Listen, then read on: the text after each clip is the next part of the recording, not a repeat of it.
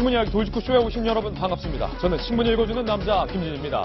어제 청문회에서 결국 대통령의 세월호 참사 당일 7시간 행적의 비밀은 풀어지지 않았습니다. 오히려 더욱더 새로운 의문점만 생겼습니다. 그래서 오늘 저희 돌직구쇼에서는 어제 청문회에서 밝히지 못한 채 오히려 새롭게 등장한 의문의 사항들을 풀어보는 데 역량을 기울이겠습니다. 잠시 후 저희와 함께 하시죠. 오늘 조간신문은 어떤 뉴스 보도하고 있는지 지금부터 저와 함께 하겠습니다. 먼저 동아일보입니다. 동아일보도 어제 청문회를 이렇게 비판했습니다. 필러에 가려진 세월호 7시간이었다. 정작 궁금한 세월호 7시간에 과연 무엇을 했느냐. 세간에 제기됐던 의혹이 거짓이면 거짓이다. 사실이면 사실이다. 밝혀낸 게 아무것도 없다라는 겁니다. 김영재 의원의 김영재 원장, 문제의 비선 의료진, 필러 자국이 맞다. 어제 저희 돌직구쇼에서 보도한 대통령의 얼굴 자국은 필러 자국이다. 하지만 내가 한 건 아니다. 이렇게 밝혔습니다. 모든 비선들은 내가 시술한 것 아니다. 그렇다면 비선의 비선, 비비선이라도 있다는 말입니까? 청문회 어제 도대체 왜 한 겁니까? 다음 신문입니다. 이번엔 한국일보입니다. 박 대통령 피멍 있는데 시술한 사람은 없다. 바로 한국일보 일면에서 어제 청문회를 비판하고 있습니다. 오히려 궁금증만 야기된 겁니다. 혹시 김영재 의원의 김영재 원장이 어제 청문회에서 거짓으로 진술한 것은 아닌가라는 의혹도 증폭되고 있습니다. 잠시 후 자세한 내용과 의혹과 관련된 보도 저희 돌직구쇼에서 준비했습니다. 다음 신문입니다. 이번엔 조선일보입니다. 어제 청문회장에서 최순실의 육성이 공개됐지요. 완전한 조작으로 몰아야 된다. 안 그러면 우리 다 죽는다. 누군가에게 이 고영태에게 위증할 것까지 거짓 진술한 것까지 지시를 하고 있는 최순실 씨의 이 육성. 그런데 한 가지 궁금증은 이 육성 녹음 파일을 누가 녹음했고 누가 박영선 의원에게 과연 제보를 했을까? 이른바 최순실 사단 내에 또 다른 배신자가 있었던 걸까? 그 의문점 저희 채널A에서 단독으로 풀었습니다. 잠시 후 공개합니다. 다음 신문입니다. 이번엔 경향신문입니다. 검찰 얘기 좀 하겠습니다. 이 검찰이 이미 2009년에 최순실에 대해서 다 조사하고도 박근혜 당시 의원과는 무관하다라는 결론을 검찰이 내린 것으로 경향신문 취재 결과 드러났습니다. 검찰의 수사 능력, 2009년 때 최순실의 의혹과 최순실의 비선에 대해서 검찰이 제대로 수사했다면 과연 이 지경이 됐을까? 검찰에게도 분명 책임이 있는 것 같습니다. 다음 신문입니다. 이번에 한겨레 신문인데요. 돌리면 나옵니다. 국민의당의 안철수 대표가 새누리당 해체론을 들고 나왔습니다. 돌연 남의 당 해체에 왜 국민의당 전 대표가 목소리를 높인 걸까요? 그 까닭을 잠시 후 공개합니다. 다음 신문입니다. 이번엔 서울신문입니다. 위기에 처한 새누리 친박과 비박 간의 갈등. 어제 제가 내전 상황이다 이렇게 소개해드렸는데 그 1차 전선이 만들어졌습니다. 친박 후보 정우택, 비박 후보 나경원. 내일이 바로 새로운 원내대표를 뽑는 진검 승부의 날입니다. 친박과 비박 이 원내대표 선거에서 누가 승기를 잡느냐에 따라 앞으로의 방향이 판이하게 달라질 전망입니다. 그런데 한 가지 궁금증은 비박계에서 원내대표 선거를 나가겠다는 것은 김무성 전 대표의 신당 만들겠다, 탈당하겠다, 비박도 탈당 의지가 없는 것 아닌가? 라는 궁금증도 듭니다. 잠시 후 다뤄봅니다. 다음 신문입니다. 이번엔 중앙일보인데요. 역시 돌리면 나옵니다. 중앙일보 박용석 만평입니다. 어제 청문회 쭉 돌려보니 결국 이거 아니었습니까? 의사, 난 모르네, 해경, 나도, 안보, 너도? 한심한 청문회였습니다. 네, 오늘 저희 신문 이야기 돌직구쇼. 누가 최순실의 녹취 파일을 녹음해서 공개했을까? 최순실 사단에 생긴 또 한 명의 배신의 제보자. 저희 채널A가 단독으로 취재했습니다. 잠시 후 공개합니다. 시청자 여러분께서는 지금 고품격 뉴스 토크 신문 이야기 돌직구쇼를 시청하고 계십니다.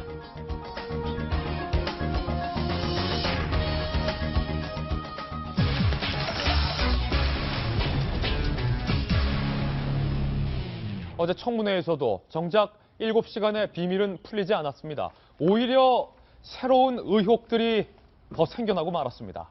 저희가 준비한 첫 번째 돌직구 신문입니다.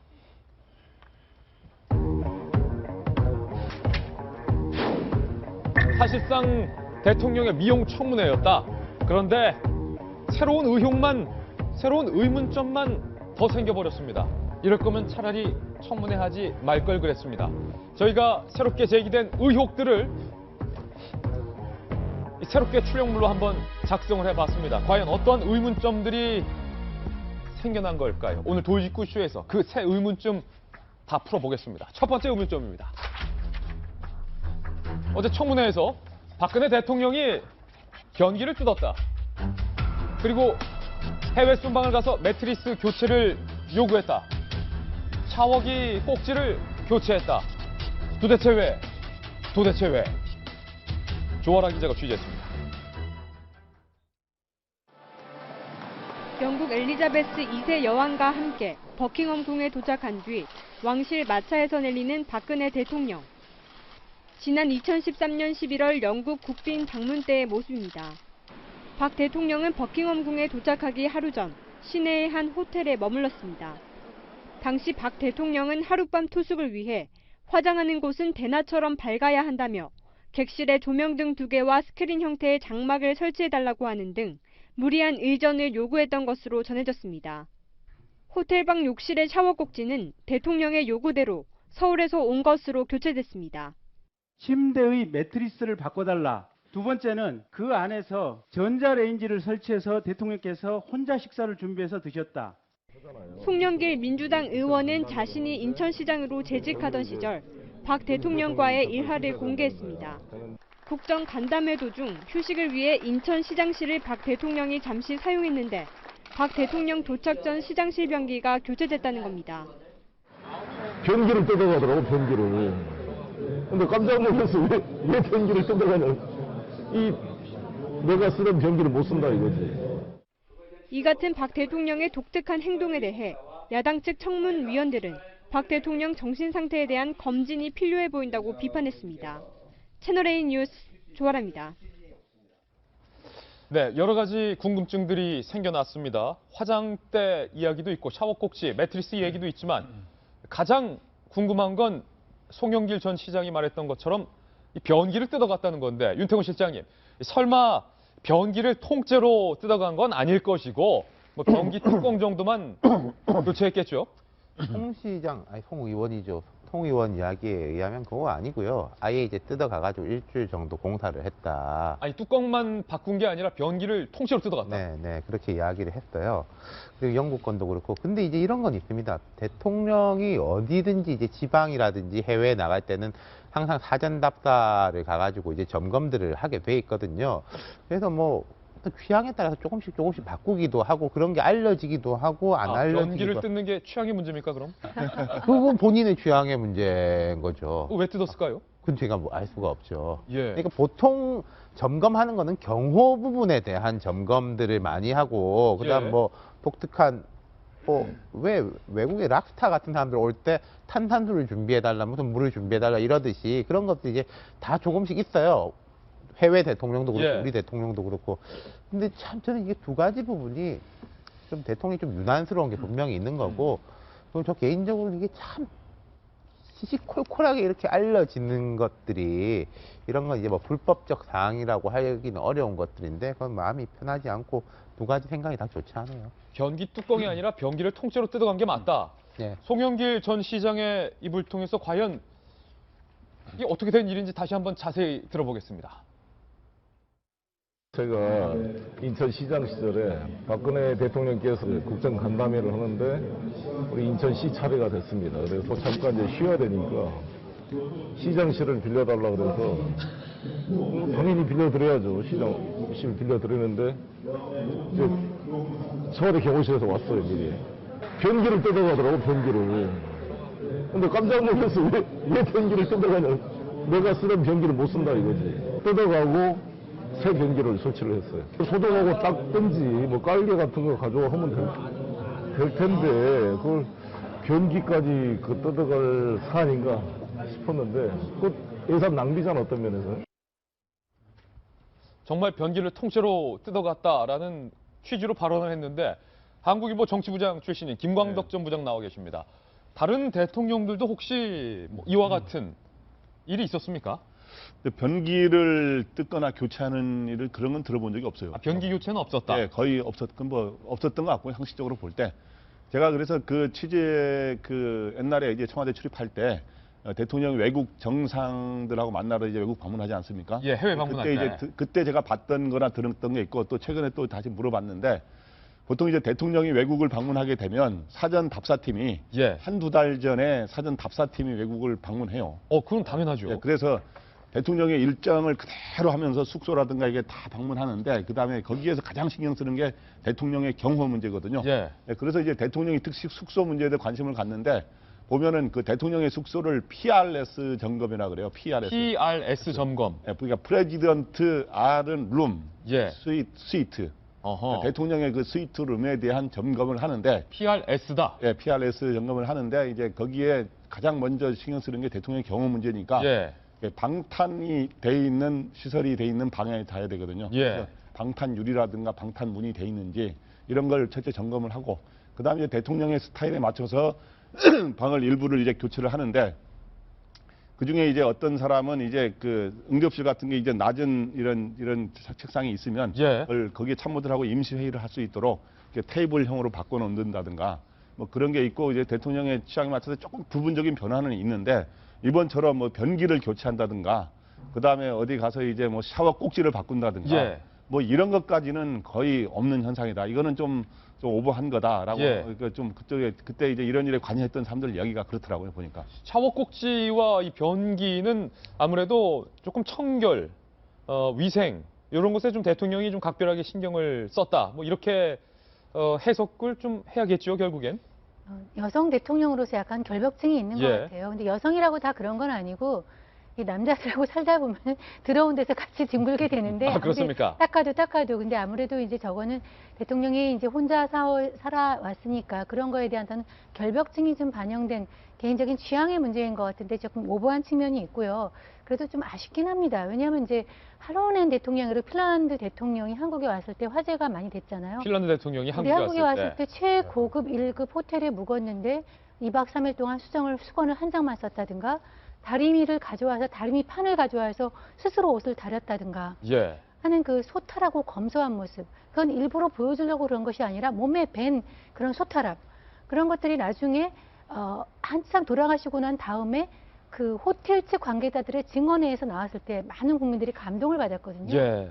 그러니까 제가 요즘 이렇게 최순실 게이트를 보면서 느끼는 게 인격은 샌다. 인격은 새는 것 같아요. 어디서 드러나는 게 아니라 어디서 조금씩 흘러나오는데 그런 측면에서 이번에 최순실 주변에 측근들이 많이 배신하는 것도 최순실의 평소에 사람을 하대하고 막대하는 그런 것이 반영된 거고 이번에 이런 것도 사실 대통령이 아까 얘기한 대로 이런 부분이 들어가는 건 저도 참 불편하긴 한데 예. 대통령이 좀 이렇게 그 결벽증적인 취향 이런 것이 좀 이렇게 과도하게 의전으로 좀 나타난 것 같습니다. 예. 이게 저도 얘기 드리기가 좀 조심스럽긴 한데 뭐 일단 나온 얘기니까 오늘자로 또 조간신문에 보도된 내용에 따르면은 인천시뿐만이 아니라 군부대에서도 비슷한 사례가 있었다는 보도가 나와요. 변기와 관련된 겁니까? 변기와 관련된 보도고요. 뭐 더불어민주당 손혜원 의원실의 보좌관이 쓴 SNS 글을 가지고 보도를 한 겁니다.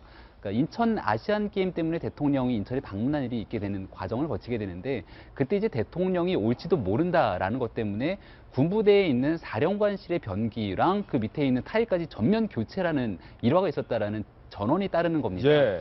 그러니까 이게 결국 대통령은 방문하지 않았다는 거예요. 그러니까 문제는 저는 두 가지를 지적하고 싶은데 첫 번째 문제는 누가 뭐래도 예산 남용에 대한 부분인 겁니다. 예. 특히 인천시장실 같은 경우는 도대체 무슨 예산으로 이렇게 했는지에 대한 궁금증이 생기는 거고 예. 두 번째 지적하고 싶은 건 과연 대통령의 지시사항이었겠느냐 아니면 참모들의 충성 경쟁이었겠느냐라는 부분들을 지적하지 않을 수 없는데 어저께 안봉근 비서관의 얘기들이 또 나오지만 밑에서부터의 충성 경쟁으로 이런 일들이 일어났더라면 예. 대통령을 망치는 주범이다 이렇게 볼 수도 있을 것 같습니다. 오늘도 청문회가 열립니다. 이석수 전 특별감찰관이 지금 국회에 도착을 했습니다. 이석수 특별감찰관 나중에 사석에서 아니 우병우가 도대체 나한테 왜 이러는지 모르겠다라고 섭섭함까지 토로한 바 있습니다. 특별감찰관으로서 청와대의 민정수석과 관련된 부분을 감찰을 한 것인데 우병우 전 수석과 최순실 등등에 대해서 감찰을 했다라는 이유로 결국 옷을 벗게 된 비운의 남자. 저희들은 신문에서 이렇게 보도를 한 바도 있습니다. 이석숙 특별감찰관이 오늘 4차 청문회에서 아마도 추측컨대 칼을 갈고 나오지 않았을까라는 생각이 듭니다. 더군다나 우병우 전 민정수석이 계속 증인 출석을 이리저리 미루면서 저희 동아일보에서는 법꾸라지 우병우라는 제목을 달기도 했는데 이제는 이석수의 반격, 조로의 기회가 될 수 있겠지요.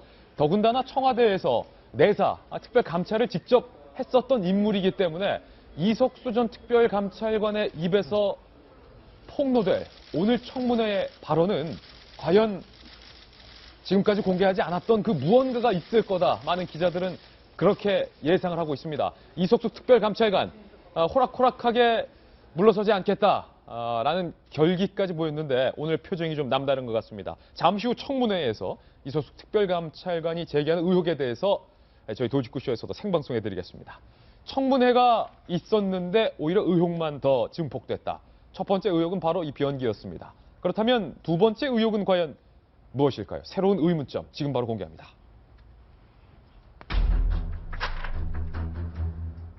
어제 저희 돌직구쇼에서 대통령의 얼굴에 난 피멍 자국은 필러가 아니냐라는 의혹을 제기했는데 어제 청문회의 증인으로 참석한 의료진들은 필러 자국이 맞다 이렇게 밝혔습니다. 그런데 한 가지 의문점은 너도 나도 우리도 아무도 대통령에게 필러 시술을 안 했다. 이 중에 한 명은 거짓말을 하는 것일까요? 직접 들어보시죠.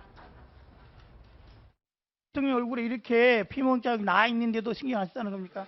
그 화면을 그림을 보니까 좀 멍이 있으시구나라는 것을 제가 지금 느끼는 것이지 전혀 이러한 시술이 반복적으로 이루어지고 있는 것 같은데 의무실에도 아무도 몰랐다는 게 말이 됩니까? 대통령 멍자국, 필러 시술로 생긴 멍자국이라고 말씀하셨지 않습니까? 근데 본인은 안 했다고 하셨어요. 이병석 주치, 이걸 누가 했습니까? 청와대에서. 없습니다. 본 적이 없습니다. 네. 필러 시술을 한 사람을 찾는 것이 오늘 청문회에 아까 제가 핵심입니다. 이거를 한 사람이 아무도 없다면은 이걸 유령이 한 겁니까? 아니 제가 제3의 전문의원이 있습니까? 김병민 의원님, 예. 뭐 비선의 비선 의료진, 비비선 의료진이라도 있는 겁니까? 수많은 사람 중에서 어제 저희 돌직구쇼에서는 김영재 성형외과 의원의 김영재 원장이 아마도 대통령에게 필러 시술을 했을 것이다 라는 의혹을 강하게 지목했는데 김영재 원장 어제 안 했다고 했죠. 그렇죠. 만난 적은 있다고 얘기를 했습니다. 몇 차례 가갖고서는 문진을 했다라고 얘기를 하거든요. 말 그대로 대통령에게 진료하거나 시술한 적은 없다는 겁니다. 저는 김영재 원장이 어저께 청문회 과정을 보면서 굉장히 자기 방어에 철저하더라고요. 예. 여러 가지 얘기들을 하긴 하는데 본인 스스로가 나가서 의료법을 위반한 행위들이 있을 것 같은 경우는 말을 딱 닫아버려요. 예. 그러니까 사진을 보면은 피멍 자국은 필러가 맞는 것 같다고 얘기를 하는데 그렇다면 누군가가 시술한 사람이 있어야 되고 저 자리에 김상만 원장도 있었지만 다 아시는 것처럼 김상만 원장은 얼굴을 관리하는 사람이 아니에요. 주사 전문. 만성피로 주사 전문이고 대통령 주치의는 스스로 진료한 적이 없다라고 하니까 예. 대통령의 얼굴에 누가 손을 댔다면 남는 사람 딱 한 사람이 김영재 원장밖에 없는 거잖아요. 더군다나 대통령이 받았을 것으로 추정되는 필러 시술을 네. 최순실 씨가 바로 김영재 원장에게 즐겨받지 않았습니까? 그렇기 때문에 우리가 나름대로 의구심을 가질 수 있는 거고 최보정이랑 가명에서 우리가 어제 보도를 했지만 예. 대통령의 생일까지 같은 측면들이 나와서 의구심은 증폭되는 상황인데 일단 그 과정에서 김영재 원장이 아니라고 한다면 누군가가 제3의 의료진이 들어가서 이러한 시술들을 하지 않으면 해결점이 풀리지 예. 않는 상황이기 때문에 명성여치 않은 의혹들만 더 증폭됐던 청문회였던 것 같습니다. 김병민 의원의 의혹은 김영재 원장이 저 청문회 자리에서 이른바 본인이 한 행위를 거짓으로 숨겼을 가능성도 우리가 배제할 수는 없다. 배제할 수는 없다라고 볼 수 있는 거죠. 관련해서 오늘 새로운 의혹 보도되고 있는데 4월 16일 세월호 참사 당일에 김영재 원장은 진료를 휴진했다. 그리고 골프를 치러 갔다라면서 고속도로 톨게이트 영수증을 마치 준비한다는 듯이 증거물로 제시한 바 있습니다. 그런데 이 증거물이 조작됐을 수도 있다라는 가능성이 새롭게 제기되고 있습니다. 직접 들어보시죠. 수행료 이 증빙 영수증 2개를 내셨는데 이 요금이 달라요. 그런데 이 신공항 톨게이트의 요금은 단일 요금인 걸로 알고 있거든요. 처음에 갈 때는 7,600원이고 네네. 올 때는 6,600원이에요. 그거는 잘 모르겠습니다. 근데 네. 2015년 9월 1일부터인지 이게 6,600원으로 요금이 내렸다고 그러더라고요. 그런데 이 영수증은 2014년 4월 16일 거 아니에요. 그러니까 그러니까 그거는 이게 끊어준 데다가 한번 물어보면은 저희는 잘 모르고 거기서 끊어준 그렇게 데다가 아니 지금 경찰에 알아보니까 네. 개인이 이렇게 요청해가지고 현금 영수증을 찾아주기가 이거는 찾을 수가 없다.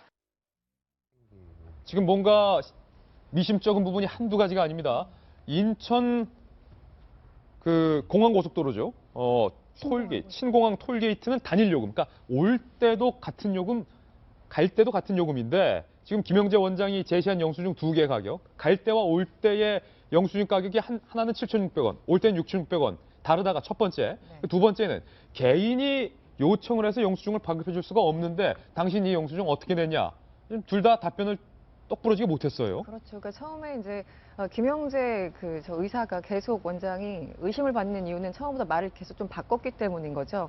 처음에 4월 16일 날 무엇을 했느냐, 난 골프 치러 갔다. 예. 그랬더니 그 이후에 프로포폴 사용 내역이 나와가지고 아니 그 골프 치러 갔다는 사람이 이게 왜 사용된 거냐 했더니 오전에 장모님이 고관절 수술하셔서 좀 아파하시는 것 같아서 프로포폴을 놓고 장모님한테 놓아드리고 바로 자기는 골프 치러 갔다. 청와대는 근처도 가지 않았다. 라면서 지금 그 제시한 내역들이 지금 골프 이용한 그 내역들, 그리고 골프장에 같이 갔다는 사람들의 증언, 그리고 지금 문제가 되고 있는 저 영수증입니다. 근데 지금 말씀하신 것처럼 일단 이 사람의 어떤 증언이 계속 바뀌고 있는 데다가 영수증도 말씀하신 것처럼 7,600원이 갑자기 6,600원으로 될 수는 없는 거잖아요.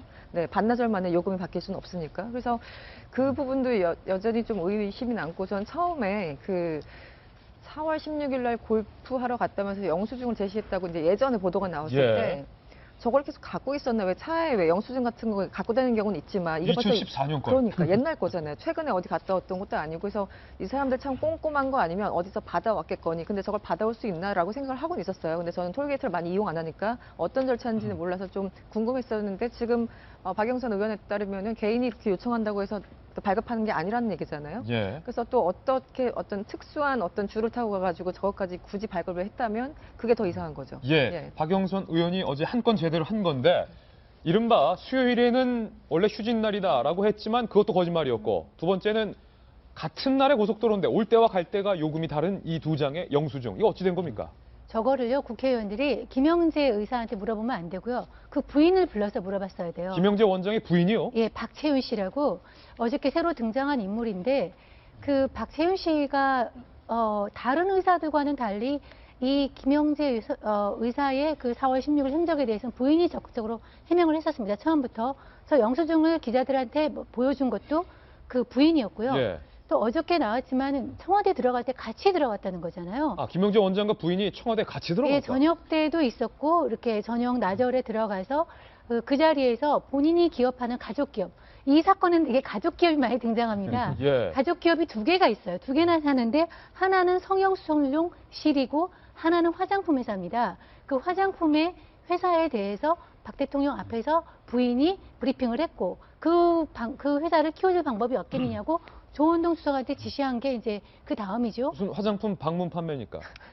그랬는데 방판. 조은동 수석이 그거를 백업을 못한 다음에 경질을 했다는 얘기가 나오잖아요. 그래서 그러고 또 하나 어저께 나온 게 있죠. 이 부인이랑 정호성 비서관이랑 통화한 내역이 어저께 공개되지 않았습니까? 아니, 무슨 김영재 성형외과 원장 부인과 한나라의 대통령 비서관이 통화를 합니까? 그렇죠. 처음에 둘 다, 특히 이제 정호성 비서관 같은 경우는 모른다. 예. 모른다고 했는데 이제 검찰에 압수된 그 녹음 파일에서 이 부인 박채윤 씨가 통화했던 이제 기록이 그대로 나왔는데, 그거는 이번에는 이제 아까 말한 그 그 화장품 회사에 대한 지원을 해달라는 내용이었습니다. 근데 정호성 비서관이 그냥 했을까요? 그냥 통화했을까요? 뭔가 그 고리가 있어야 돼요. 예. 정호성 비서관과 박채윤 씨가 서로 아는 사이라고는 평소에 믿기가 좀 어렵죠. 중간에 다리를 놔준 사람이 있는데 그것이 이제 대통령으로 보이고요. 대통령이 좀 지원할 방법이 없을까 하니까 그 실무적인 얘기를 하기 위해서 박채윤 씨가 이렇게 그 통화를 했던 내용이 있어서 어저께 증언대에 부인을 불렀어야지 맞다는 생각이 들고요. 이 집안에서도 좀 여성이 예. 좀 집안의 중심이 아닌가 이런 생각이 얼핏 듭니다. 지금 윤태곤 실장님, 김영재 원장의 행동에 수상한 점이 한두 가지가 아닙니다. 과연 대통령의 이 비서관인 정호성 전 비서관이 최순실 씨의 단골 성형외과 원장의 부인과 왜 통화를 했는지도 의심스럽고 이 고속도로 영수증은 어떻게 된 건지도 이분 모르겠고. 말이 영 이상했는데 예. 의원들이 근데 딱 이거 뭘 뚫고 들어가지를 못했어요. 이상하다만 하고 이상한 거 한두 가지가 이제 이숙현 칼럼니스트 이야기한 것처럼 이게 이제 이슈가 된 게 올 11월이지 않습니까? 2년 7개월 동안 6,600원짜리 현금 영수증을 가지고 있는 사람은 참으로 이제 드물죠. 뭐 없다라는 보장은 없지만은 참 상식적이지가 않은 일이, 보편적이지가 않고 여기서 또 그 프로포폴 장부에 대해 가지고도 너무 깨끗했었지 않습니까? 어느 날 2년치가 똑같은 필체로 이렇게 해가지고 사인도 똑같이 된 거. 마치 일기 몰아쓰듯이 그렇죠. 방아쇠죠. 그거랑 똑같은 상황인 것이고 김영재 의사 어제 이야기를 들어보면은 청와대에서 갑자기 이제 나한테 전화가 와가지고 한번 들어오라. 나는 전혀 알지도 못하는데. 예. 근데 그 아내하고 이제 같이 들어가가지고 대통령이 금일봉도 주고 경제수석한테 훌륭한 사람이니까 이제 밀어주라라고 말도 했다라는 거지 않습니까? 이것도 뭐가 이상한데 딱 떨어지는 증거가 없고 그리고 어제 제가 제일 문제되게 생각한 건요. 김영재, 김상만 이 두 사람이 다 비선 진료한 건 인정을 했습니다. 뭐 보안 손님으로 들어가서. 근데 그러면서 김상만 의사 같은 경우에는 자기는 주사를 몇 번 안 놨다 그랬고 어제 신보라 대위는 한 번도 안 놨다 그랬잖아요. 주사를 놓은 사람이 없잖아요. 뭐라고 말했는 거 아니? 예. 대통령한테 주사기를 쥐어드리고 주사를 어떻게 놓는지 알려드렸다. 직접 맞았는지는 모르겠지만 대통령이 오른손으로 주사기를 들고 왼손에다가 자기 이 주사를 놨다? 참 저 상상하기 싫은데 김상만 의사는 그렇게 말을 했어요. 그 김영재 의사는 또 무슨 말을 했는 거 아니? 자기는 한 5번 들어가면서 문진만 했다. 그럼 필러는 어떻게 했냐? 그건 내가 모르겠는데 뭐 야매도 있고 다 하니까 야매란 비속어인데 그 사람이 어제 청문회에서 말한 거거든요. 이 두 사람의 말이 다 너무나 비상식적인. 예. 근데 우리가 증거는 찾을 수 없지만 비상식적인. 그러니까 김상만은 대통령이 직접 주사 놨을지도 모르겠다라는 이야기를 한 거고 김영재는 나는 안 했는데 뭐 누구를 불러다가 했는지 의사 아닌 사람을 내가 알게 뭐냐 라고 하니까 이 모든 의혹들을 종합해보면 김광덕 전 부장님 한 가지 추론이 가능한데 김영재 원장의 부인과 대통령 그리고 최순실 씨 세 사람이 만약에 돈독한 사이였고 일종의 뭔가를 모종했던 사이였다면 그리고 대통령에게 필러를 시술했다는 것을 숨기기 위해서 고속도로 영수증까지 조작해서 거짓 증거로 제출을 한 것이라면 과연 이 김영재 원장의 일가는 무엇을 보호하기 위해서 무엇을 피하기 위해서 그랬을까요? 김영재 원장이 만약에 이제 허위 진술을 하고 있다면 그건 이제 대통령의 여러 가지 의혹 지금 현재 세월호 당일날 참사 당일날에 혹시 의혹이 있다면 그런 거라든가 그다음 그 전후에 여러 가지 필러 시술에 대한 의혹들을 숨기기 위한 그런 측면이 하나 있었습니다. 아니면 본인의 어떤 병원이 정부로부터 혜택을 받은 것을 지키기 위해서일 수도 있고. 네, 그러면은 또 이제 그와 함께 또 마찬가지로 그 병원에서 여러 가지 좀 중동 진출이라든가 그다음에 여러 가지 비즈니스를 지금 청와대가 도와준 걸로 돼 있지 않습니까? 그러니까 도와주려다가 뜻대로 잘 안 됐습니다만은 그렇기 때문에 만약에 대통령의 여러 가지 필러 시술이라든가 이런 거에다가 그다음에 그 사업을 도와준 게 서로 대가성이 될 수가 있거든요. 대가성이 될 수 있기 때문에 이러한 것들을 본인도 보호하고 또 대통령도 보호하기 위해서 만약에 하고 있다면 거짓 진술하고 있다면 그런 건데 뭐 어저께 말한 거로 봐서는 뭐 말한 것 자체가 딱 거짓으로 나온 건 아닙니다만 어저께 보면서 좀 그런 건 있더라고요. 다른 그 이제 의사들하고 좀 달리 필러 시술 같다라고 하는 거는 딱 단정적으로 뭔가 하나 이제 그 소위 그 국회의원들이 관심 갖는 거를 딱 인정을 그런 거 같다라고 해주면서도 그거는 내가 한 적이 없다라고 끝까지 부인하는 그러면은 누가 했느냐?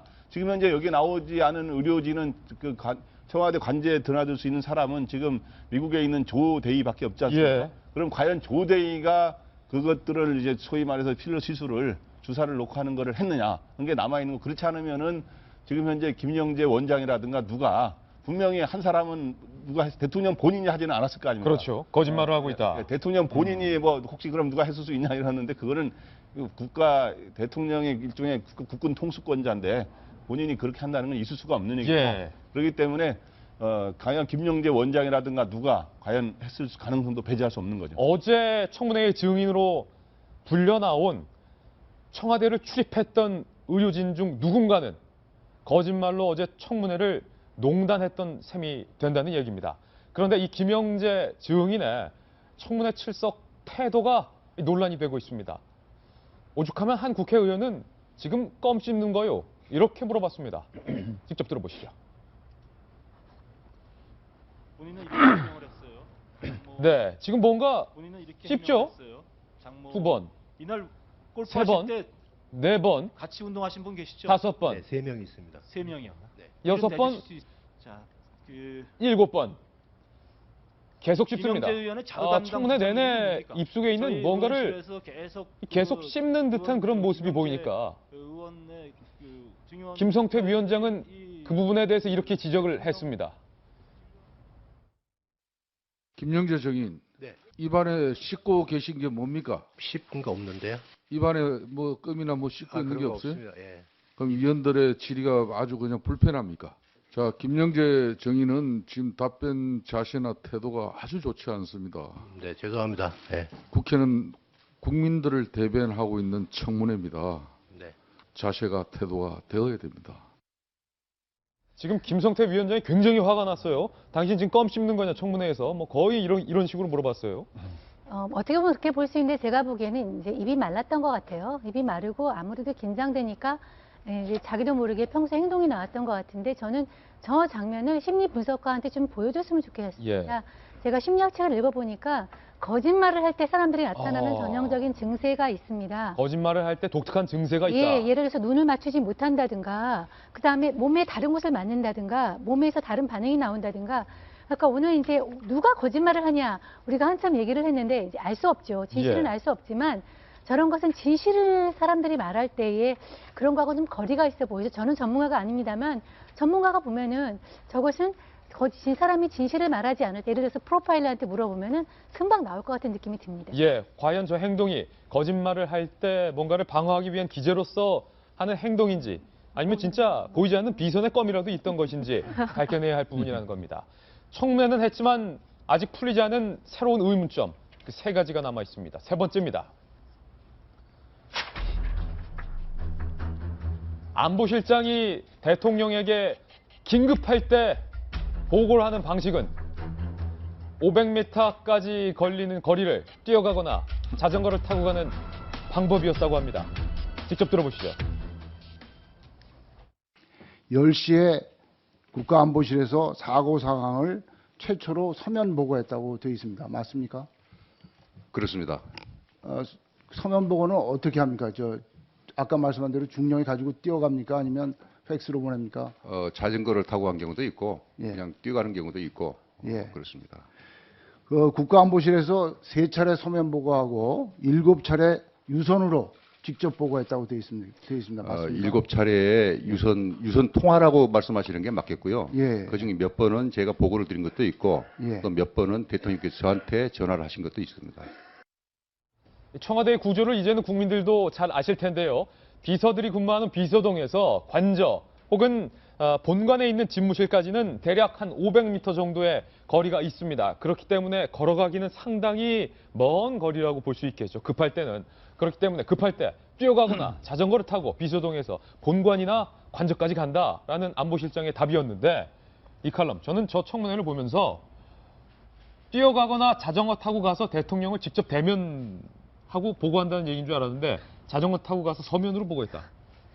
이게 무슨 조선시대냐고요. 지금 뭐 전화 어디 계신가? 뭐 그럽니까? 그러니까요. 대통령이 대면 보고를 안 받는 이유는 예전과는 달리 여러 가지 시설들이 좋아졌기 때문에 이메일도 있고 전화도 있고 팩스도 있고 여러 가지 많기 때문에 뭐 시간도 단축시키고 여러 가지 면에서 서면 보고를 좀 즐겨 한다. 그러면서 대면 보고를 안 한다라고 얘기를 했는데 지금 저 왜 갑자기 자전거가 나고 뜀박질이 왜 나오는 겁니까? 네. 그러니까 지금 그 청와대가 얼마나 블랙 코미디처럼 돌아가고 있었는지 더군다나 아이들이 물에 빠져서 정말 1분 1초가 정말 중요한 저 순간에 그 대통령이 어디 있는지를 안보실장이 몰라요. 그래서 몰라서 관저에 있는지 본관에 있는지 몰라서 서면 보고 2가지를 준비를 해서 보좌관 2명한테 각각 보냅니다. 그래서 관저에서는 이제 그 안봉근 비서관한테 그 보고서를 주고 전달하고 온 거예요. 김정수 장관은 그 안보실장 그 자리에 있었고 보좌관을 통해서 비서관을 통해서 대통령한테 전달된 안봉근 거. 네, 하나는 안봉근, 또 하나는 정호성에게. 어디 있는지 모르니까 두 군데를 같이 보낸 겁니다. 이게 말이 되냐고요. 예. 안보실장이 대통령을 보지도 못했고 어디 있는지도 몰랐다. 이게 지금 4월 16일 대한민국의 그 현실이었습니다. 너는 뛰어서 관저가고 너는 자전거 타고 본관 가. 그런 이겁니까? 거죠. 왜냐면은 비서동에서 이 본관이나 관저라는 게 그냥 대통령이 살고 있는 집을 얘기하는 거잖아요. 한 400~500m가 걸리기 때문에 그냥 뛰어가기는 사실 조금 무리가 있습니다. 그렇게 급박한 시간에. 그러니까 이제 자전거를 탔다고 하는데 그런데도 불구하고 김장수 안보실장은 그러죠. 이 서면보고를 당시 그러면은 대통령이 받은 걸 확신하느냐 여기에 대해서는 나는 그걸 믿고 있다라는 취지로 얘기했지 확실하게 서면 보고를 그때 정식하게 대통령이 받았다 여기에 대해서는 자기가 확증할 수가 없는 거예요. 이미 2단계를 거쳐서 대통령한테 서면 보고가 갔으니까. 예. 그러니까 이 자체가 정말 이게 좀 끔찍하죠. 그 상황 자체가. 네, 김광덕 정치부장께서 뭐 청와대 출입 기자도 오랫동안 하셨기 때문에 이 청와대 서면 보고 시스템이 역대 정부도 다 이렇게 뛰어가거나 자전거를 타고 가서 서면을 배달했습니까? 아니 그렇지 않고요. 그러니까 과거에 노무현 정부 때는 주로 이제 그 이지원 시스템이라 그래서 온라인 보고를 좋아했어요. 원래 대통령이. 그래서 그 당시에는 주로 온라인으로 했기 때문에 그리고 온라인으로 하거나 직접 대면 보고를 찾아가서 하거나. 근데 과거에 이제 박 대통령 전에 역대 대통령들은 최소한 수석들 이상하고의 대면 보고는 자주 있었거든요. 대면 보고는 단지 독대만 자제하는 거죠. 독대하면은 이제 누가 이제 단둘이 뭐 다른 정보가 들어갈 수 있으니까 옆에. 근데 이제 현재 이 문제는 뭐냐 하면 현재 박근혜 대통령 정부의 이 문제는 일단 박 대통령의 근무 스타일의 문제가 하나 있는 것 같고요. 그다음에 청와대 이 구조의 문제가 두 가지가 있어요. 일단 김장수 실장이 처음에 대통령한테 보고하려고 그러는데 어디 계신지를 몰랐다라는 건 둘 중에 하나인 줄은 알았겠지만 그거는 굉장한 문제가 있는 거예요. 1분 1초를 다투는 상황에서 관저에 계신지 그리고 본관에 계신지를 몰라서 일단 본관에 먼저 서면 보고를 했는데 안 계셔서 같아서 관저에 안봉근 비서관 통해서 전달했다는 거 아닙니까? 그러면 이제 과연 그거는 대통령이 저는 비록 요즘 아무리 재택근무 시대라 그럽니다만은 재택근무를 많이 해서 본관 근무 아닌 재택근무한 게 거의 절반에 가깝다라고 하는 말이 있지 않습니까? 그건 잘못됐고 저는 대통령은 딱 출근 시간에는 딱 본관에 있다라는 게 예고가 돼 있어야 돼요. 그리고 그다음 나머지 저녁 퇴근 시간은 관저에 있다. 그리고 밖에 행사가 아니면 그러면 이제 딱 참모들이 보고하려고 그럴 때 급한 상황은 서면 보고나 대면 보고를 할 수 있는 거 아닙니까? 그렇기 때문에 항상 예고가 돼 있어야 되고 그리고 이제 앞으로 구조에 문제가 있다면 아까지만은 본관이나 관저에다가 400~500m 떨어져 있기 때문에 그거는 그전부터 거론되어 온 문제입니다만은 본관하고 이렇게 비서동이 떨어져 있다 보니까 뭐 자전거 타기도 하고 뛰어가기도 하고 뭐 심지어 승용차로 가기도 하고 그러는데 그러다 보니까 일단은 가는데도 시간이 걸릴 뿐만 아니라 참모들이 감히 가서 엄두를 보고할 엄두를 못 내요. 심지어 비서실장도 비서동에서 그 길을 가야 되거든요. 그렇기 때문에 비서실장 방이 본관에 있는 게 아니에요. 그렇기 때문에 어떤 일이 벌어지냐 하면 거기 가서 검색들을 다 거치고 참모들도 그러기 때문에 가급적 안 가게 되고 대통령이 부르지 않은 이상 갈 수가 없게 되는 상황이에요. 그렇군요. 그렇기 때문에 자전거나 아니면 뛰어갈 수밖에 없었던 거였군요. 청문회에서 새롭게 제기된 세 가지 의문점들 풀어봤습니다. 이번에는 어제 공개된 최순실 씨의 다급했던 육성 목소리에 숨겨진 비밀을 풀어보겠습니다. 과연 최순실의 전화 목소리를 녹음했던 사람은 누구고 제보했던 사람은 누굴까요? 그분은 최순실 씨와 어떤 다툼이 있었던 걸까요? 오늘 저희 채널A에서 저희 도직구쇼에서 그 비밀을 풀어보겠습니다. 오늘의 특종입니다.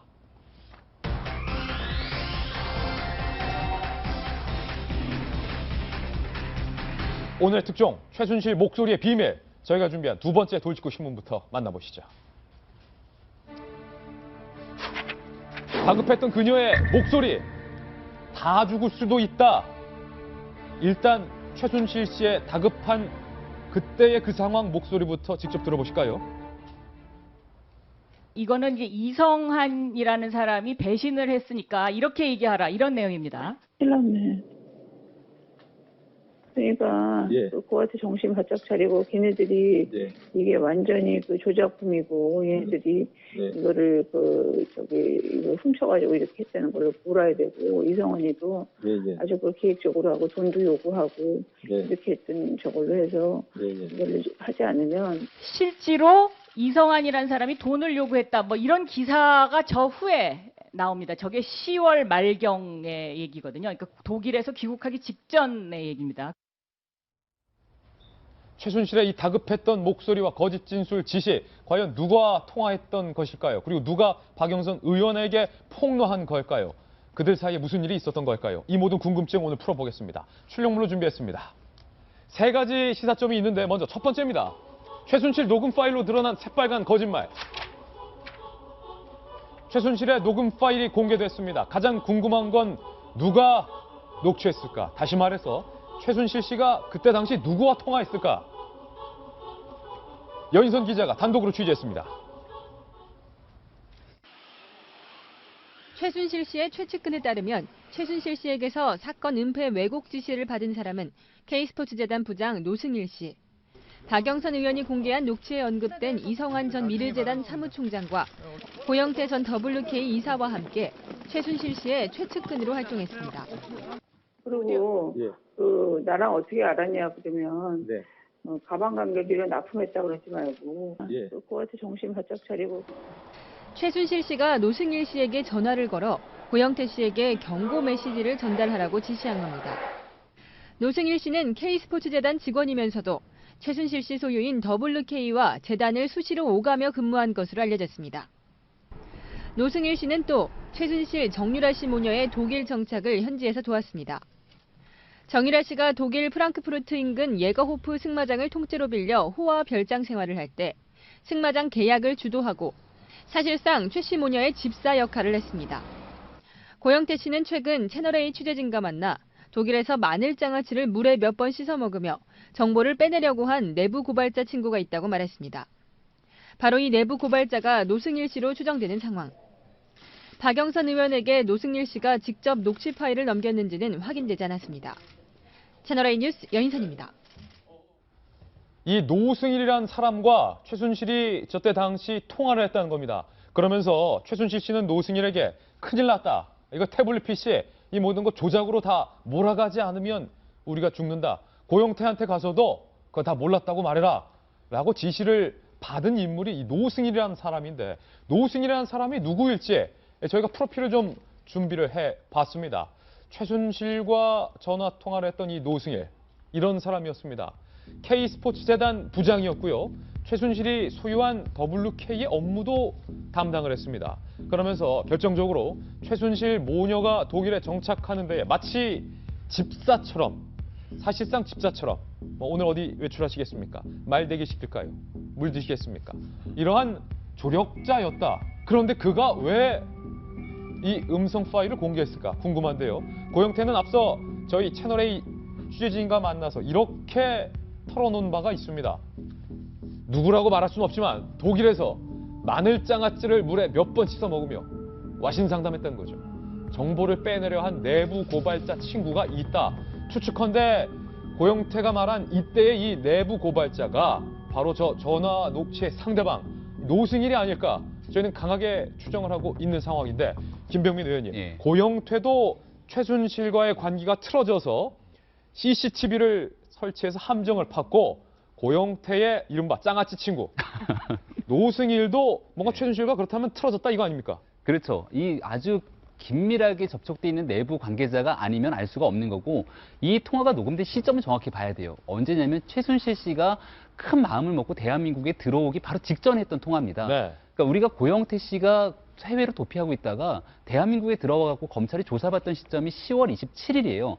그러니까 아마 최순실 씨 입장에서도 마음이 다급해졌을 수 있는 거고 그런 과정에서 어떻게든 모든 갖고 있는 정황 증거를 틀어막기 위한 입막음을 시도했던 정황 증거가 아닌가라는 생각이 들고요. 그리고 나서 저는 조금 더 볼 수 있는 측면이 최순실 씨가 대한민국에 들어오고 나서 바로 긴급 체포된 게 아니잖아요.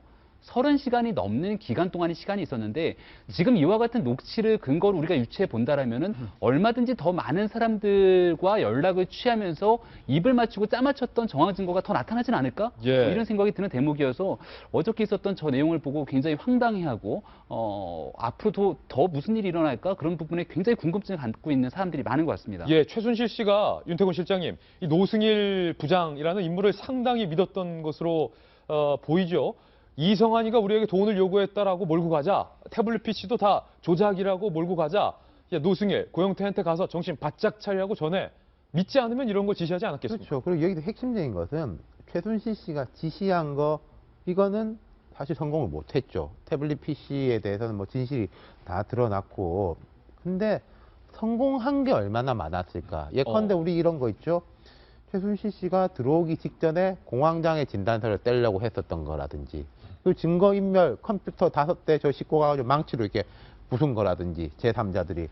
그리고 들어와가지고 31시간인가요? 그때는 돌아다니면서 거액의 돈을 인출해서 현금화한 거라든지. 국민은행 창구에 가서 그렇죠. 돈 인출한 거. 그리고 지금 이 순간에도, 자, 어제 청문회 보면은 이영선, 윤전추 두 행정관이 안 나왔습니다. 근데 국회의원들이 뭐라고 말했습니까?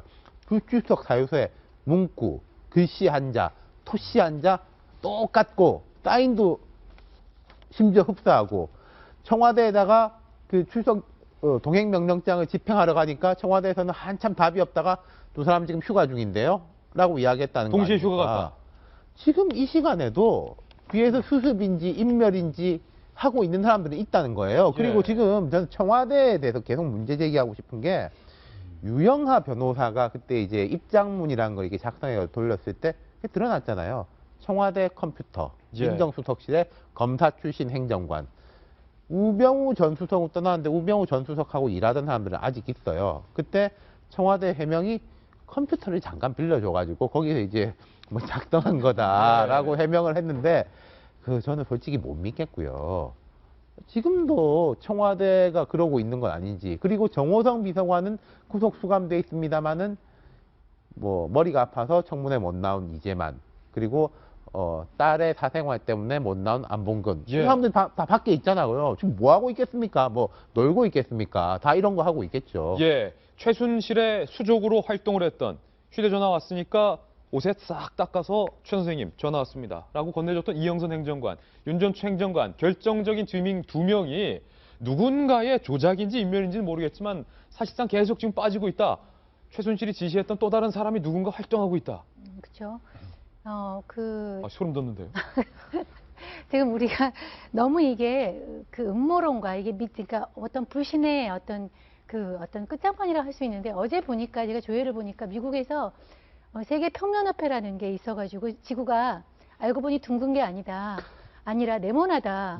그것이 사실로 막 확산되고 있고, 거기 뭐 나사의 내부자와 관계돼 있다. 굉장하더라고요.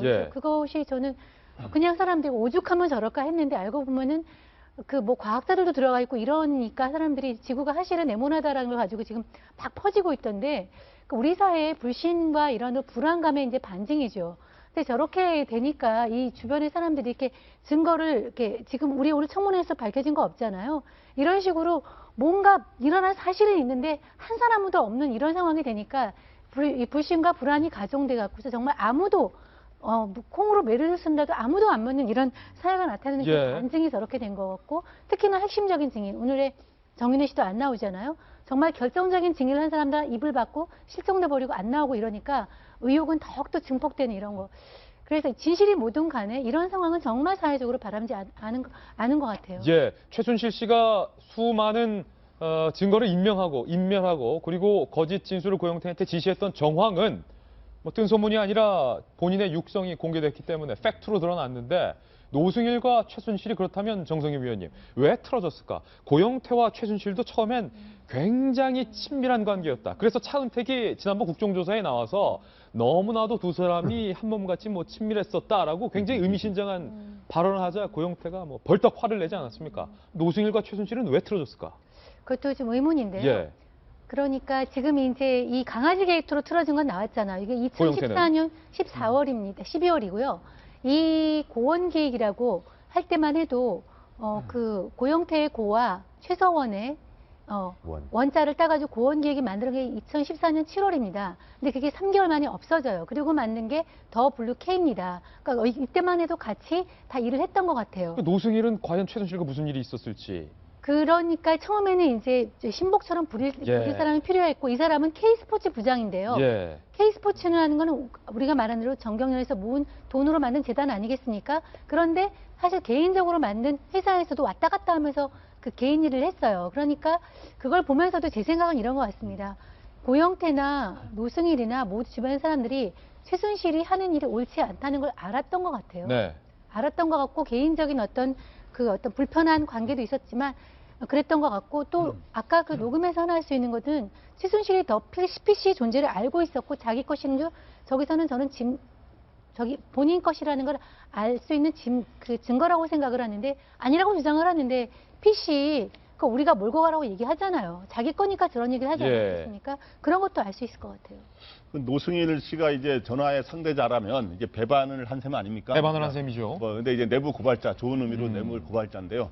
그러면 지금까지 이렇게 보면은 최근 들어서 최순실과 등을 돌린 사람이 순차적으로 계속 나타나고 있는 거예요. 처음에는 정윤회 씨가 어떻든 이혼을 했고, 그 다음에 이제 고영태 씨가 이제 강아지로 문제로 시작을 해서 이제 틀어진 거고, 그 다음에 노승일 씨도 나왔고, 그 다음에 또 이성한 전 미르재단 사무총장도 틀어졌고, 그러니까 연쇄적으로 이런 거 보면 그때 이제 고영태 씨가 왜 그러면은 최순실하고 사이가 나빠졌냐 하면은 사람 취급을 안 한다. 사람 취급을 안 한다. 그러니까 박 대통령 앞에서는 이제 고분고분했다고 박 대통령 나 앞에서는 눈도 잘 못 맞췄던 사람인데라고 그 사실 여부를 떠나서 그렇게 했는데 박 대통령 외에 모든 사람들한테는 옆에 있는 사람이나 밑에 사람들한테는 자기의 그 권력과 영향력에 너무 취한 나머지 사람 취급을 안 했던 거예요. 다른 여러 가지 경제적인 이해관계라든가 있겠습니다만 그때 힘이 있을 때는 그게 유지가 됩니다만은 진짜 그때는 장아찌를 씻어 먹으면서까지 견디겠지만은 장아찌를 그거를 물에 씻어 먹으면 그게 무슨 맛이 있겠습니까? 근데 힘이 조금 떨어질 것 같은 때는 인간 취급을 안 하면 평소에 다 돌아서는 거죠. 그래서 지금 계속 돌아서는데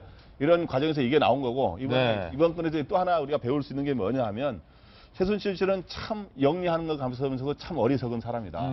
왜냐하면 이런 거를 국정농단 하듯이 바로 이것도 동네 수법으로 이렇게 위증을 교사해가지고 숨길 수 있다고 생각한 것 자체가 이렇게 조작과 조정에 계속 해왔기 때문에 이걸 이렇게 완전히 동네 수법 아닙니까? 이거를 우리나라 검찰을 속이고 언론을 속일 수가 없는 건데 이걸 했던 사고 자체가 영리한 것 같지만 진짜 손바닥으로 하늘 가리고 손바닥으로 진실을 가리라는 거 그건 진짜 어리석은 거다 이거죠. 그래서 이런 식으로 국정을 농단했던 걸 생각하면 이런 낮은 수법으로 하는 거면 진짜 우리가 불행한 거죠. 이런 사람한테 국정이 농단됐다. 세상에 영원한 건 없다는 생각을 다시 한번 해봅니다.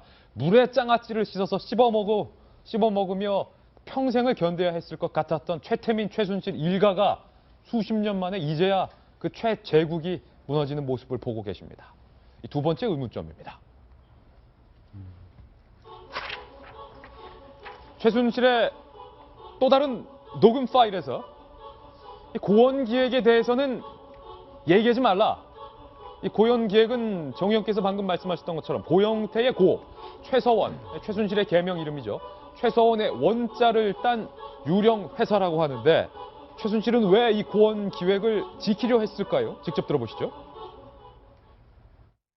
이 최순실 씨가 독일에서 귀국하기 전에 한국에 있는 지인한테 전화를 걸어가지고 사전에 어떻게 얘기하라는 지침을 내리는 제가 전화 녹음 내용을 확보를 했습니다. 처음 들려드릴 내용은 뭐냐면 한국의 지인한테 고영태 씨한테 가서 이렇게 말하라고 하는 내용입니다. 나랑 어떻게 알았냐 그러면 가방 관계비가 납품했다고 그러지 말고 옛날에 뭐 이렇게 지인을 통해서 알았는데 그 가방을 발레밀론가 몰라 그걸 통해서 왔고 그냥 체육을 관심이 있어서 그 지인이 알아서 이렇게 연결돼서 내가 많은 도움을 사실 고온기획도 뭐고 이렇게 고온기획은 얘기를 하지 말고 다른 걸 좀 해가지고 이렇게 하려다가 좀 도움을 받으려고 했는데 도움을 못 받았다 이렇게 나가야 될 것 같아요.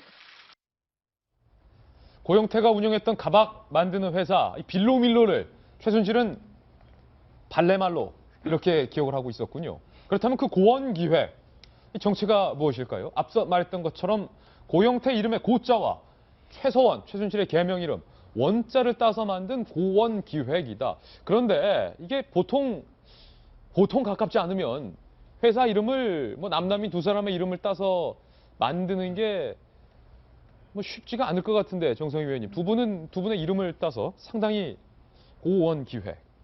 둘이 2014년 7월까지는 확실히 굉장히 절친했던 것 같아요.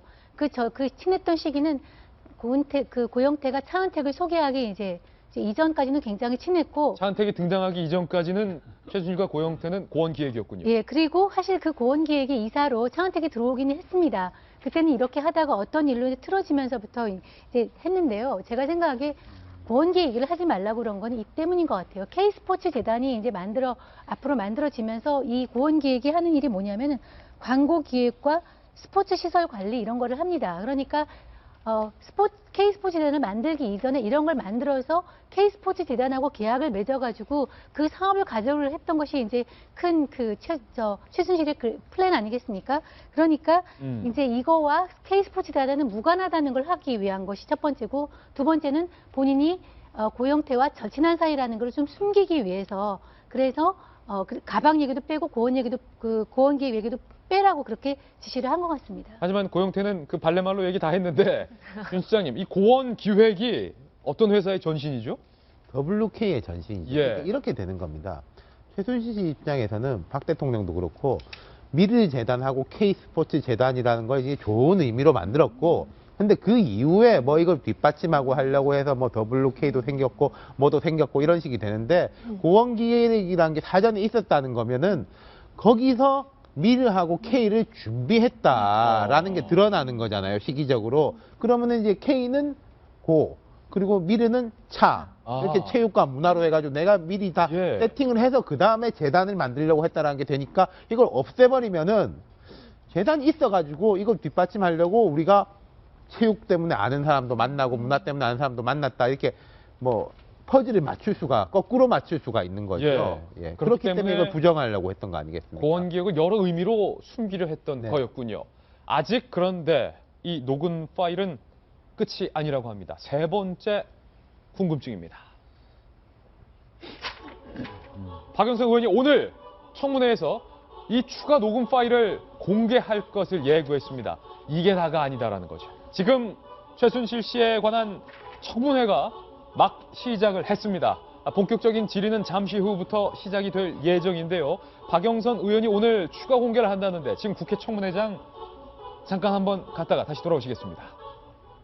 알려드립니다. 네, 김성태 위원장, 어제 김영재 원장에게 껌 씹지 말라고 철수 야단을 대상 쳤던 정인 30인 중 위원장이 이제 청문회 게시를 하고 있는 게시 발언을 하고 있습니다. 15인입니다. 이제 잠시 후부터 각각 국회 의원들이 오늘 참석한 증인을 향해서 이석두 특별감찰관의 모습도 보였는데요. 여러 가지 의혹을 집중적으로 물을 것으로 예정이 되어 있습니다. 오늘 청문회에서 박영선 의원이 최순실의 추가 녹음 파일을 공개하겠다라고 밝힐 만큼 그 녹음 파일의 내용이 과연 무엇인지 전 국민들이 사실 촉각을 곤두세우고 있습니다. 이 칼럼께서는 혹시 아시는지요? 내용을 예측하는 거는 다음 대통령이 누가 될 것인가 물어보는 것만큼이나 너무 어려운 질문이고요. 예. 일단 어제 공개된 저 녹음 파일은 10월 말이라고 하는데 아마 10월 25일, 26일 이 사이가 아닌가 싶어요. 왜냐하면 JTBC에서 발표를 태블릿 PC에 대해서 처음으로 발표를 한 게, 공개를 한 게 10월 24일 이제 보도가 나왔었고, 고영태 씨가 검찰 조사를 받은 게 10월 27일입니다. 그리고 이제 최순실 씨가 한국에 온 게 10월 30일이기 때문에 검찰 조사 받기 전에 입을 맞추기 위해서 노력을 했던, 그래서 25일이나 26일 사이가 아닌가라는 생각이 들고요. 만약에 박영선 의원이 뭔가 또 공개를 한다면 아마 그 시기거나 그 전에 뭔가 계속 보도는 사실 본격적으로 9월부터 많이 나오기 시작했잖아요. 발레말로. 네, 발레말로가 됐던 뭐가 됐던 보도가 많이 나오기 시작했는데, 아마 9월부터 이미 독일에서 여러 차례 이렇게 전화를 통해서 뭐 지시를 하고 이러지 않았을까라는 생각이 들어서 일단 시기가 9월, 10월 이때가 아닐까라는 생각이 들고, 또 하나는 이제 지금 보시는 것처럼 고영태 씨도 참 재밌는 게 2014년 그게 10월인가요? 강아지 때문에 틀어진 게 10월인가 11월인가 그때쯤인데, 그리고 고원기획이라는 유령 회사가 없어진 게 2014년 10월입니다. 예. 그럼 이제 사실은 보통 사이가 멀어지면 확 돌아설 수 있는데 끝까지 WK까지 가서 이사로 있어요. 저는 그 얘기는 이 사람한테 계속 증거를 좀 확보하려고 노력을 했다는 것 같아요. 그러니까 단절시키지 않고 계속 최순실 씨 주변을 배회하면서 뭔가 복수를 하려고 뭐 녹음이나 증거물을 확보하려고 어떤 공간을 마련했던 게 아닌가 싶어서, 아마 뭐 그쪽에서 관련된 어떤 증언들이 나오지 않을까, 뭐 이렇게 조심스럽게 예상해 봅니다. 예, 여기까지 오늘의 특종이었습니다. 이번엔 저희가 준비한 다음 돌직구 신문의 뉴스를 한번 진단을 해보시죠. 지금 공개합니다. 이런 프로그램이 있었습니다. 우리 아이가 달라졌어요. 갑자기 달라지면 뭔가 이상한 건데, 우리 이정현 대표가 달라졌어요. 착해졌어요. 친박과 비박, 거의 전쟁과도 같은, 내전 같은 갈등을 계속해서 연출하고 있습니다. 깰 듯 깨지 않고 있는 이 두 진영 간의 이 복잡 미묘한 심리와 왜 이정현 대표는 갑자기 달라졌을지 그 모든 궁금증 오늘 저희 도직구쇼에서 다 해소를 해드리겠습니다. 파국 치닫는 새누리, 친박 대 비박, 주도권 쟁탈전 본격화. 그 첫 번째 도직구쇼가 선정한 뉴스는요.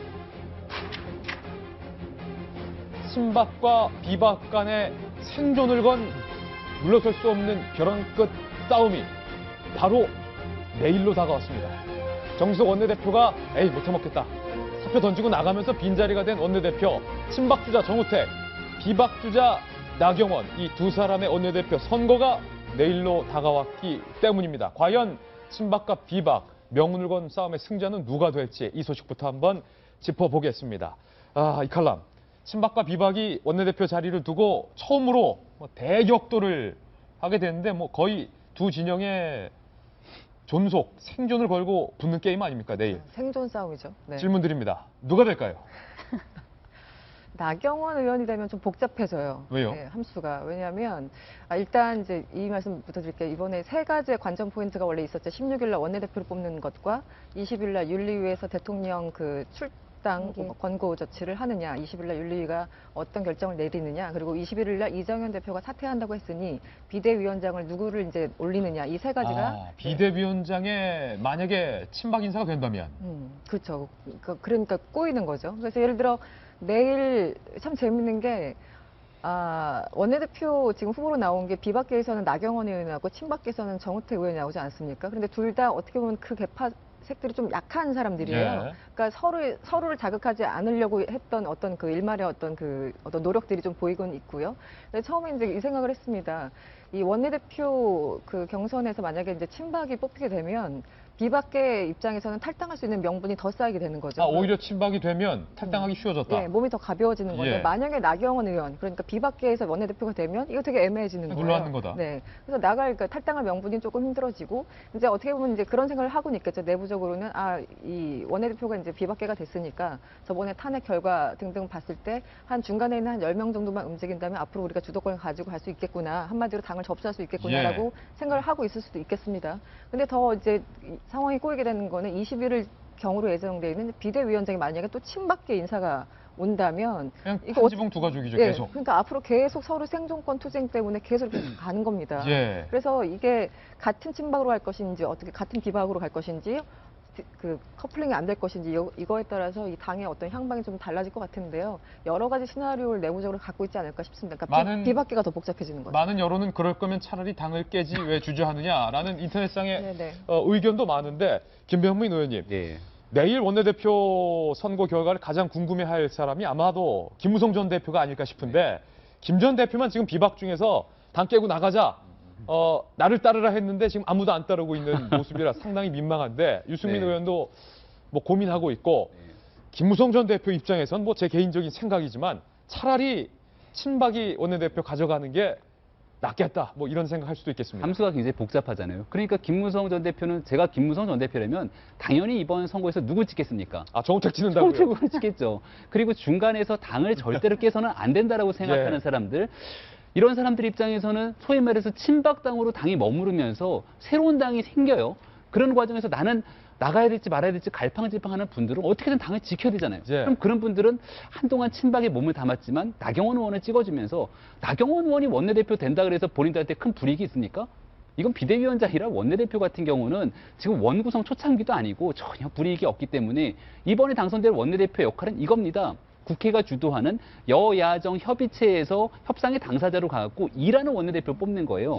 그러다 보니까 나경원 의원으로 역선택을 할 확률도 있기 때문에 이게 진짜 굉장히 정말 누가 제일 잘할 사람을 원내대표 뽑는 게 아니라 나의 정치적 이해관계에 따른 계산기를 두드리고 투표를 하게 될 확률이 굉장히 높다라는 생각이 들어요. 물론 이 모든 게 저희들의 단순한 개인적인 추측일 뿐이지만 이 정도 되면 거의 고차함수쯤인데 김광덕 정치부장님, 이거 정치부장도 예상하기 어려울 것 같은데 김무성계가 친박을 찍고 친박계가 나경원 의원을 찍을 수도 있다라는 게 김병민 의원님의 개인적인 추측인데 이거 이게 정치죠? 네, 굉장히 흥미있는 분석인데 그래도 정치가 그렇게까지 가면은 좀 국민들한테 어떻게 비치겠느냐. 뭐 하자는 얘기입니까 이게? 근데 정치인들의 속내는 아주 복잡합니다. 근데 어떻든 그래서 제가 예상할 수 있는 거는 누가 될지는 진짜 예상하기 어려워요. 지금 왜냐하면 진짜 막상막하에 지금 대결이 벌어지고 있어서 제가 보기에는 표가 차이가 5표 이내로 될 가능성이 많다는 네. 얘기가 나오고 있어요. 야, 그럼 5표 이내면 이내로, 거의 뭐 박빙이다. 왜 그러냐면 나머지 표는 거의 정해졌고 예. 지금 10명 내지 15명의 중립성장 의원표가 어디로 가느냐 싸움인데 예. 재밌는 거는 정우택 의원이 이번에 탄핵 투표에 참여하겠다고 한 이현재 의원을 자기의 정치기장 파트너로 골랐어요. 예. 한 표는 가져오는 거죠. 저쪽으로 갈 수 있는 거를. 그런 정도로는 아주 개가 싸움인데 바둑으로 말하는 개가 싸움인데 그럼 중립성 의원들이 고민이 뭐냐 하면 바로 요 점인데 바로 요거 방금 말한 거 비슷한 건데 하나는 아니 탈당론이 분당론이 나오는 게 굉장히 고민사항이에요. 네. 그러면 탈당과 분당을 막기 위해서는 비박을 찍어야 안 나가겠구나. 그렇죠. 예, 그런 측면에서 그렇게 해서 오히려 비박을 찍고 있고 또 한 측면에서는 탈당하겠다고 이미 했는데 탈당해서 나갈 사람들을 우리가 왜 뽑아?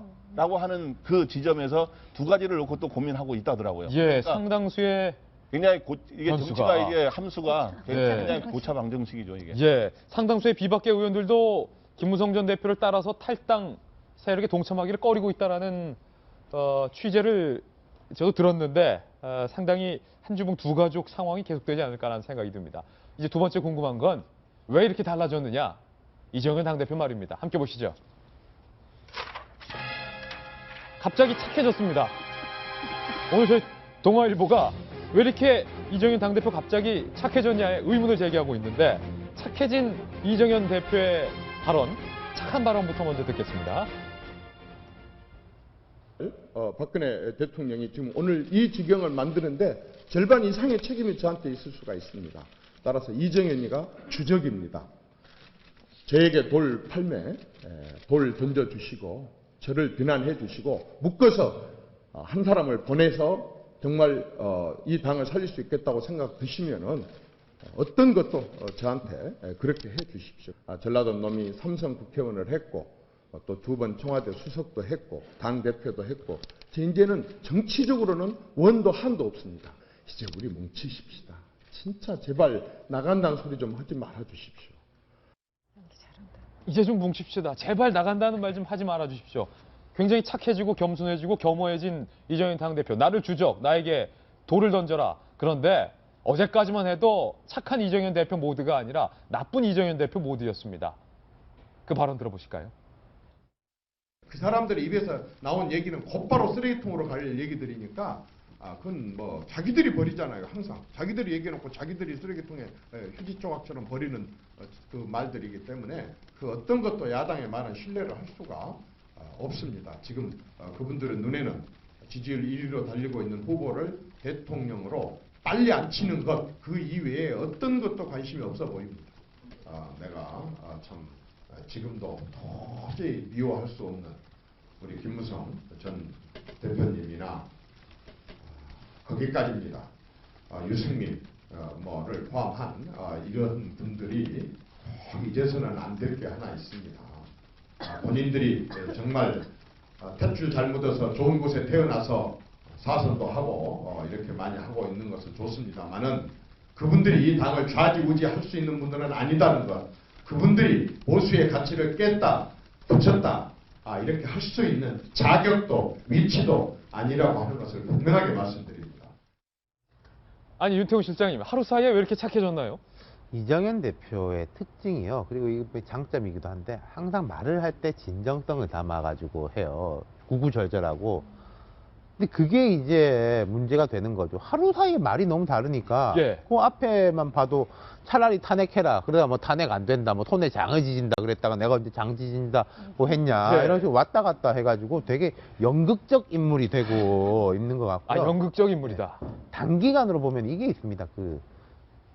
윤리위원회 문제. 8명, 원래 기존에 7명인데 8명을 한 날 1시에 넣어가지고 그럼 7대8로 뒤집히잖아요. 친박 인원을. 그렇죠. 그 박 대통령이 그 징계 문제 해결한 거. 이게 해도 너무했다. 네. 그리고 윤리위원이라고 넣은 사람이 이제 의원 4명, 원외 4명인데 그 중에 보면은 뭐 성추행인지 성희롱을 해가지고 공천에 탈락한 사람. 시의회 의장 선거에서 돈 받아가지고 벌금 준 사람 이런 사람들을 윤리위원으로 위촉을 해놨으니까 뭐 면목이 없는 거죠. 첫 번째 이제 그 부분이 있고 두 번째로는 진짜 이정현 대표 입장에서는 저게 진정성이 붙잡고 싶은 거예요. 예. 김무성이고 유승민이고 간에 끌어안고 있으면서 우리가 주도권을 대신에 잡겠다. 그게 제일 바라는 바죠. 예. 그거는 이제 속마음이 일부는 드러난 겁니다. 속마음의 일부가 드러난 것이다. 저기 일반 선거나 당내 선거나 선거 때가 되면 중간으로 오나 봐요. 예. 그러니까 이제 비박계도 이제 친박계도 이제 선거가 되니까 중간을 잡아야 되니까 저렇게 중간으로 오는 발언을 이제 갑작스럽게 하게 되는데 뭐 꼭 저 이정현 대표뿐만 아니라 다른 사람들 그렇게 하는데 역시 저는 이제 정치권에 가까이 하지 않았으니까 정치인들의 정말 중요한 자질은 정말 얼굴에 두꺼웁니다. 저는 정말 정말 재보고 싶어요. 보통은 사람들이 쑥스러워서 하루아침에 저런 말은 못 하거든요. 그래서 최소한 며칠 지나거나 좀 상황이 바뀌거나 이러면 시대가 변했다 그러면서 이렇게 하는 거지 저렇게 하루아침에 하는 건 참 쉽지 않은 그런 생각이 드네요. 네, 새누리당의 이 분당 상황, 이 내정 상황 저희가 보도를 해드렸습니다. 조금 전에 뉴스 속보가 들어와 있는데요. 안민석 의원이 김영재 의원, 김영재 원장의 부인을 청문회 증인으로 요구를 했습니다. 오늘 저희 돌직구쇼 방송을 보좌진이 보고 아마도 전달하지 않았나라는 생각이 듭니다. 증인 채택이 부디 되기를 바라봅니다. 오늘 저희 돌직구쇼가 준비한 내용 모두 전해드렸습니다. 오늘 하루는 분명 어제보다 더 나을 겁니다. 청문회장으로 이동을 해보겠습니다. 국회 나와주시죠.